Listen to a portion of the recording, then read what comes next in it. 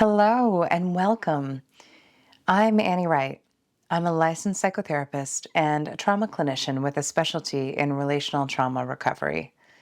I'm also the founder of a boutique trauma-informed therapy center. And in addition to this, I'm also an online course creator and a published mental health writer, with my pieces and opinions appearing in Forbes, Business Insider, NBC, and the Huffington Post, among others. Every bit of my work in the world, whether this is through my clinical work, through my online courses, or through content like this that I put out into the world, is designed to support those who come from childhood trauma backgrounds to have the best adulthood possible despite adverse early beginnings. I'm so glad to connect with you, and I hope that what I share here can be of support to you. And very importantly, please remember, no matter where you're starting from, change is possible. With that in mind, let's begin this journey together by exploring today's topic. Yes, sweetheart, you do actually get to grieve this. So, I'm curious about something. Do you dismiss your grief? Do you allow yourself to deeply mourn losses, shifts, and transitions in your life, both big and small, fully?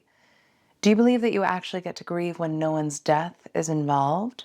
I ask because between another recent essay of mine on grieving the parenting that you may not have received growing up and a recent article that got shared pretty virally online from me about why you might be grieving the state of the world, in the past few weeks, I've received a slew of comments from folks along the lines of, well, it's not like anyone died, so it's not like we actually get to grieve that stuff, right?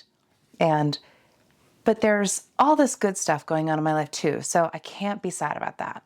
Look, comments like these, in my opinion, as a psychotherapist, unintentionally and unfortunately illustrate how misunderstood grief actually is and how dismissive many of us can be about our own feelings. Comments like these showcase how many of us essentially delegitimize the grief we may be experiencing around events in our lives. And that's sad and hard because grief is painful and challenging enough as it is.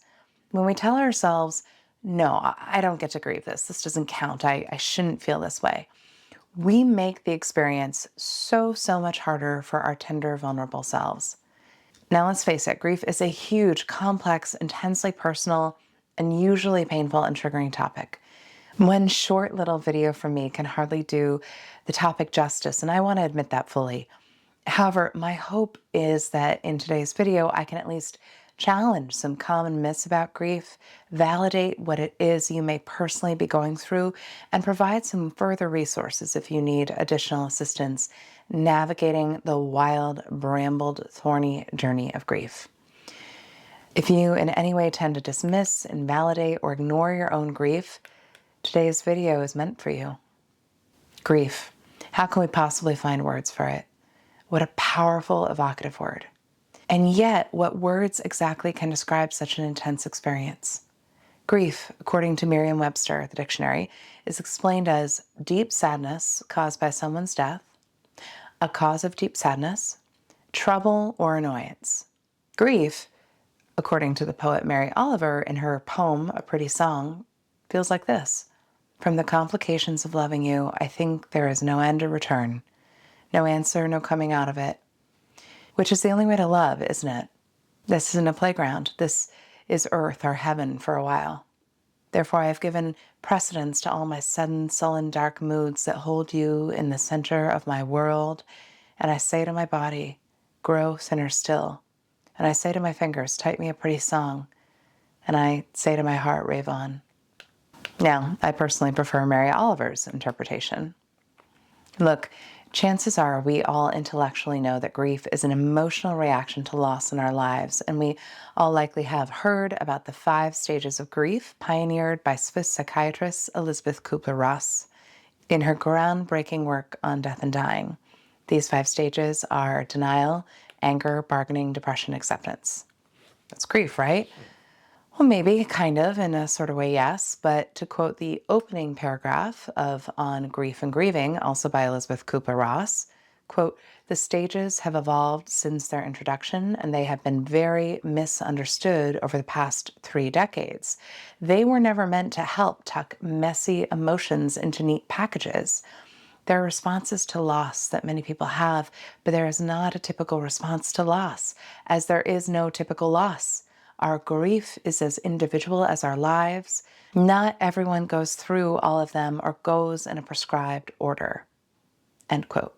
Our grief is as individual as our lives. You see, there's no way I could capture what grief is or means to you in this video. Grief is up to you to define both in how you experience it and also in what triggers it. And while we have some wonderful, helpful thought leadership about the actual physical and psychological symptoms of grief, still many of us hold on to myths about grief, what causes it, how we get to experience it, etc. So here's a little sampling about myths about grief. It's linear, right? I'll just move through those 5 stages and then I'll be done grieving. Well, as for that, recall what I mentioned earlier. Another myth: time will heal my grief. Maybe, or maybe not. As a psychotherapist, I personally think it depends on how much you're willing to turn towards and face and acknowledge and feel your grief. It depends on how much you're willing to process and metabolize your feelings of grief across time. Time could pass and still you may not have fully healed, quote unquote, your grief. Another myth: grief is something that can be fully healed and gotten over. Fully healed and gotten over implies an endpoint to grief, and I don't think that's realistic. For many of us, the intensity of the sting and the acuity of the grief may ebb over time and with the processing we choose to do, but there may always be spikes in pain when memories resurface, anniversaries and holidays come round, or when we encounter particular triggers. So in this way, grief may be something we can integrate, something we can weave into the fabric of our lives, fold into the depths of our psyche, but perhaps it's unrealistic to think that we can ever be fully healed or that we can fully get over our grief. Another myth: I can predict how grief will feel for me when it happens. Well, like with so many things in life, we can only take guesses from the outside about the experience. It's only when we're going through the experience will we truly, truly know what grief may actually feel like. And there's no possible way you could predict the roller coaster of corresponding feelings, behaviors, thoughts, and new ways of being this may birth in you. You will only know when you're in it. Another myth: if I let myself feel my grief, I'll be grieving forever. Oh, honey, no. You see, the only constant here on earth is that everything changes and shifts and eventually ends. And this includes your feelings. It may feel like once you start letting yourself feel your grief, it may never end. And that's normal and it makes sense. Grief is such a painful, huge soup of emotions, but it will end sometime, especially if you help yourself by getting supports as you move through it. Another myth: I don't get to grieve unless there's a death. This couldn't be further from the truth. In fact, please continue in this video for a list of things and life experiences many of us may often grieve and yet often don't allow ourselves permission to grieve. Too often, I think, many of us disregard and invalidate our grief by believing grieving is only, quote unquote, allowed or reserved for death. And while, of course, the deaths of those we love will cause us to grieve, there are countless other ways and reasons why you might personally be grieving. Here's a handful of examples why, yes, sweetheart, you do actually get to grieve this. You get to grieve the parenting you didn't receive. You get to grieve the release and death of a dream or many dreams you once held. You get to grieve selling the family home. You get to grieve the loss of your ability in your own body as you age. You get to grieve expectations you have to let go of. You get to grieve what you may never be able to receive from your partner or spouse. You get to grieve the state of the world and the pain of others. You get to grieve the loss of a job. You get to grieve the change of responsibilities within your job. You get to grieve a change in your finances.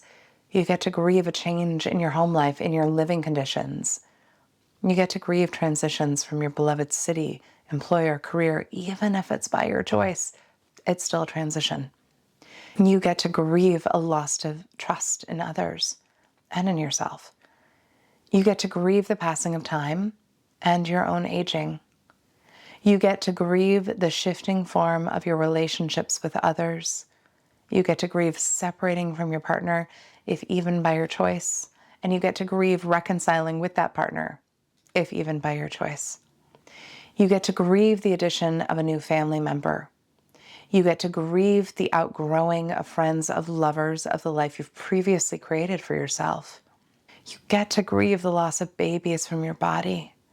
You get to grieve the impossibility of fertility within your own body. You get to grieve the illness or changing health of a loved one. And of course, you get to grieve the death of loved ones, spouses, partners, parents, siblings, a child, a pet, a friend. And this list is just a small, tiny fraction of the possibilities of things, events, and circumstances that may trigger grief. You see, in a way, we're almost always grieving. It's part of being human in this world. We're constantly tasked with recreating and recrafting our identities, our meaning making of life, and where we're challenged with tolerating the inevitable losses of the people, places, and even abilities we love. To grieve and to mourn is inevitably part of our collective human experience. So, what can we do to help ourselves through this experience?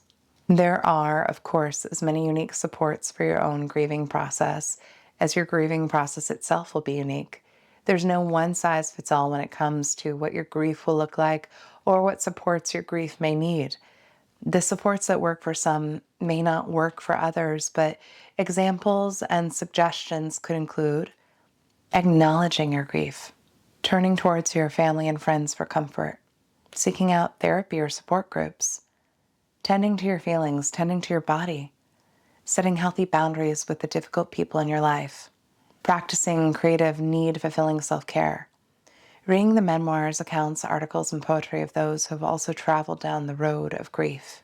Grief is a tangled, complex, emotionally vast, and utterly individual journey for each of us that we'll face many, many times in our lives. What we grieve, how we grieve, and what can support us in our grieving process is going to be unique. One of the more important things we can all do, though, is to honor and validate our feelings of grief when they emerge and to remember and say to ourselves, if we can, that yes, sweetheart, you do actually get to grieve this. Now, I'd love to hear from you in the comments. What's an example of a life situation that you've grieved? What's an example of a support that's helped you through this time? What advice or personal words of wisdom might you share with someone who's currently grieving? Leave a message in the comments below for our community, and I'll be sure to respond personally. As we conclude today's video, if you're still not sure if this content applies to you, if you're still not sure if you get to grieve the childhood you lost, I would invite you to take my signature quiz, Do I Come from a Relational Trauma Background?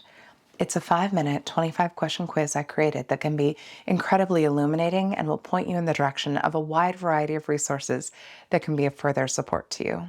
Plus, when you take the quiz, you'll be added to my mailing list, where you'll receive twice-a-month letters from me sharing original high-quality essays with accompanying YouTube videos and audios you can stream, all devoted to the topic of relational trauma recovery, and where I share more about me as a person, my life, and how I'm journeying through my own relational trauma recovery journey and general adulthood. My newsletters are the only place where I share intimate glimpses into my life, including photos, the resources that are supporting me, the things I've discovered that delight me, words that are uplifting me, the practices that nourish me, etc. So please be sure to sign up for my mailing list, whether or not you want to take the quiz. I'll link to these things in the show notes. Finally, thank you so much for listening to me today. I truly hope that even a small part of what I shared today felt helpful to you. If you found value in this video and would like to stay connected with my latest content, please consider giving the video a like. It helps more than you know. Also, subscribing to my channel and turning on the notification bell ensures you're always up to date with my newest videos. I appreciate your support and look forward to continuing this journey with you. So thank you. And until next time, please take such good care of yourself. You're so worth it.